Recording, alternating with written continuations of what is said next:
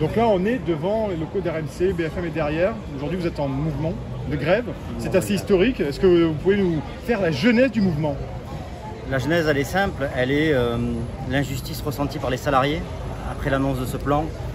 Juste pour les chiffres, c'est quand même important, c'est de 330 à 380 salariés qui seraient aujourd'hui en départ dans un PSE, donc avec une partie volontaire et une partie contrainte, mais également 50% des pigistes et des intermittents. Le PSE, pour nous préciser, plan de sauvegarde de l'emploi, qui a deux dispositifs, une partie volontaire au début, avec des postes ciblés, et une partie contrainte si les gens ne sont pas partis et si on n'a pas atteint le nombre désiré dans le plan. C'est vraiment l'injustice, le sentiment d'injustice, et de se dire au-delà de ce plan, comment demain on fonctionne, avec 50% en moins de pigistes et d'intermittents, comment on garde la qualité éditoriale qui fait que nos médias sont premiers pour la chaîne d'info, ou RMC est la radio la plus rentable de France, où il y a vraiment un ADN autour de l'opinion qui est très attendu par nos auditeurs. C'est comment demain on fonctionne.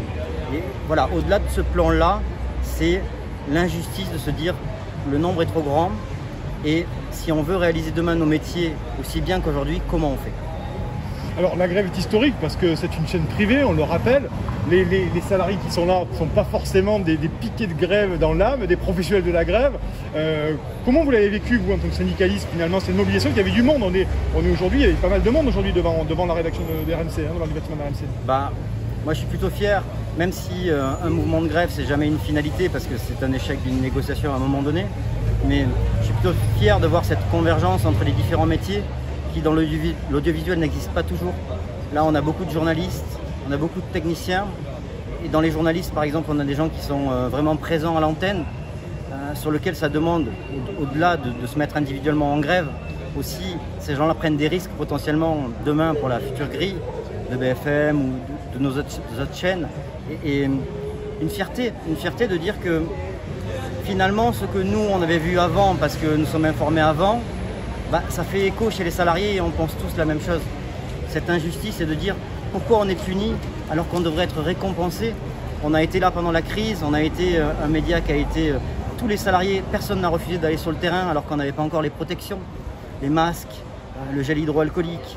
Et ce sentiment de punition, je crois qu'il est très violent et aujourd'hui, ça amène à la colère. Vous avez une idée, la trahison pour vous finalement, ce plan, ou une punition? Trahison, je pense que ça rejoint aussi le sentiment de punition, dans le sens où il y a un slogan qui a été repris par un hashtag Drahison par rapport à Patrick Drahi, qui est en fait le PDG de Tout Altis.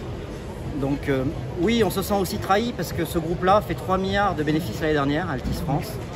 Et quand Altis est arrivé vers Next Radio TV, on nous a dit on va vous donner les moyens de vous porter plus haut. Plus haut pour que ce que vous avez construit, qui pour Altis était un début satisfaisant et fort, on va vous aider à le faire exploser pour qu'on soit encore plus puissant.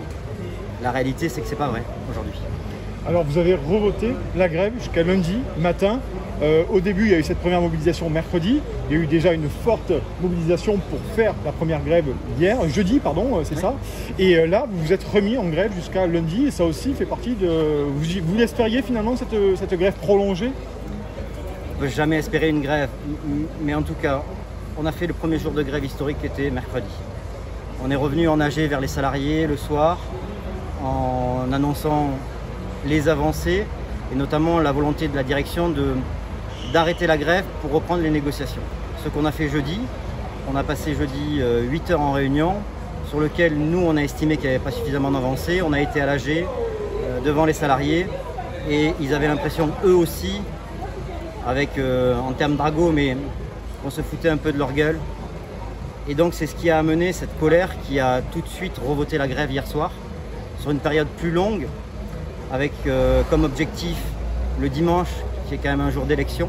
Et municipal, hein? Municipal. La grande soirée municipale, la grande journée même. Avec le lundi matin dans les matinales pour nous, où là, y compris les rédactions, ont volonté d'exprimer encore notre refus de ce plan et demander à la direction de revenir à la table des négociations pour pouvoir avancer sur le dialogue social. Et là, il y a une issue. C'est quoi aujourd'hui le calendrier pour vous du côté intersyndical? Le calendrier il y a une négociation, il y a une réunion en 16h aujourd'hui, je crois. Alors, Il y avait une réunion qui était prévue à 16 h aujourd'hui, à condition que la grève ne soit pas votée. Et c'est un peu ce qui a été refusé par l'AG hier soir, c'est de dire on ne va pas nous aussi avancer avec le chantage. Et donc c'est pour ça qu'on se retrouve dans cette situation de grève aujourd'hui. Le calendrier, pour cet après-midi, on a rendez-vous au ministère de la Culture. On va être reçu par le ministère pour exposer un peu notre situation, pour voir comment ils peuvent nous aider. Peut-être qu'on aura cette réunion à 16 h, moi je la souhaite, parce que plus tôt le dialogue reprend, plus tôt on a des chances de finir le conflit. Maintenant, actuellement, la situation c'est que la direction a annulé cette réunion parce que la grève se tient. Je pense que de toute façon, il faut qu'on revienne à la table des négociations et qu'on mette en place le consensus et des deux côtés, que ça fasse win-win. Si on arrête ce conflit, les deux seront gagnants, la société, les salariés. On est solidaires, on est tous ensemble en train de faire tous les jours nos métiers, et vraiment ce conflit, il est là parce qu'on n'a pas d'autre solution.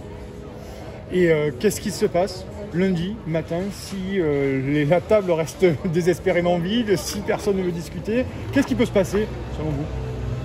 Qu'est-ce qui se peut passer? Je ne peux pas vraiment vous dire aujourd'hui. Soit le mouvement va s'essouffler, ça peut être une possibilité, du moins pendant l'été. Quand j'entends mouvement, c'est formalisé par la grève, mais la mobilisation, elle, continue.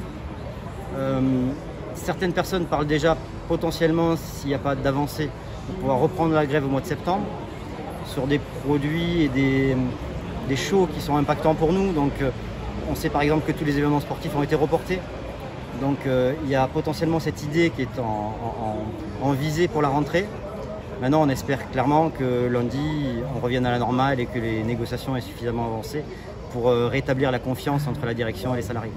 Alors une question, est-ce qu'il y a des journalistes vedettes de BFM TV par exemple qui ont pris parti ou du moins qui ont soutenu la grève, qui vous ont soutenu effectivement Oui, effectivement, il y a des personnalités d'antenne, je ne dirais pas les noms, c'est aussi le respect du choix individuel de s'être porté sur la grève. C'est un droit constitutionnel et qu'il faut respecter.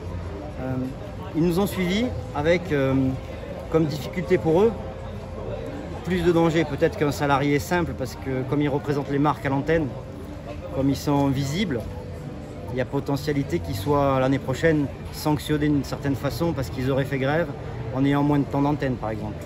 Donc ça rejoint un peu ce que je disais tout à l'heure, c'est aussi cette fierté de dire que malgré tous les risques, même individuels, les gens sont là pour ce combat et cette lutte. Ça vous paraissait insensé, vous dernière question, cette grève, non, vous êtes un syndicaliste, vous êtes à la CGT, donc vous êtes habitué aux luttes. Vous, ici, dans cette maison, vous imaginez un jour avoir des AG, des gens qui se mobilisent, des votes à main levée? Non, totalement, je suis surpris parce que même moi, le jour où nous avons été lors de la première AG devant les salariés, honnêtement, en connaissant beaucoup de salariés, en connaissant la situation de l'entreprise, je ne pensais pas qu'il y aurait une telle adhésion. Mais vraiment, et je réinsiste parce que c'est ça le point central, c'est l'injustice ressentie par les salariés qui fait qu'il y a ce nombre aussi important de grévistes, avec des taux sur certaines chaînes comme BFM Paris de 95-98% de grévistes. J'aurais jamais imaginé personnellement que dans ma société un jour, même pour une lutte juste et légitime, on arrive à avoir autant de gens mobilisés. Est-ce que ça ne fait pas aussi écho au contexte social beaucoup plus large? La réforme des retraites, j'imagine que vous avez été aussi engagé là-dessus. Oui, effectivement. C'est plus large parce que on a eu, dans les 6 mois qui viennent de se passer avec cette crise Covid, on a eu notre société qui a profité de la solidarité nationale avec le chômage partiel, dans une société, encore une fois, qui gagne de l'argent. Nous, clairement, aujourd'hui, on se pose la question de dire quelle est la responsabilité de notre entreprise face à toutes les autres entreprises qui ont été beaucoup plus impactées par cette crise. Quel est le sens aujourd'hui de présenter des licenciements alors que l'exécutif veut relancer la machine économique? On parle de 500 personnes qui potentiellement seraient dès le mois de décembre sans travail. Donc c'est tout cela qui nous interroge, à la fois y compris sur le plan moral. Se dire on est dans une entreprise qui gagne de l'argent, est-ce que c'est normal que ces entreprises qui gagnent 3 milliards l'année dernière puissent licencier alors que d'autres entreprises, vraiment, eux, ont subi la crise de plein fouet? Toute dernière question. Vous me disiez tout à l'heure que ça pouvait faire tache d'huile dans le monde de l'audiovisuel. Est-ce que pour vous, c'est envisageable? Effectivement, c'est envisageable. Alain Veil l'a dit à plusieurs reprises avec les salariés.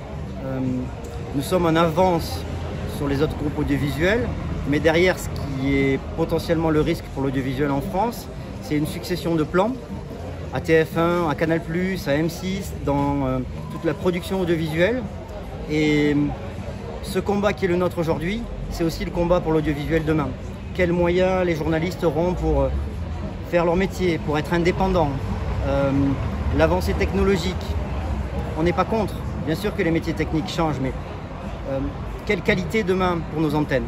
Voilà, c'est toutes ces questions qui, au-delà de notre groupe, se retrouvent dans tout l'audiovisuel aujourd'hui, où tous les salariés s'interrogent et où sûrement la semaine prochaine, il y aura un gros rassemblement de tous les salariés de l'audiovisuel pour discuter ensemble des métiers, de comment on le fait, de comment on veut le faire demain, du sens qu'on met à notre métier. Donc oui, effectivement, c'est global et on est peut-être les premiers, mais le combat, il est pour tout le monde. Merci beaucoup. Merci à vous. Merci.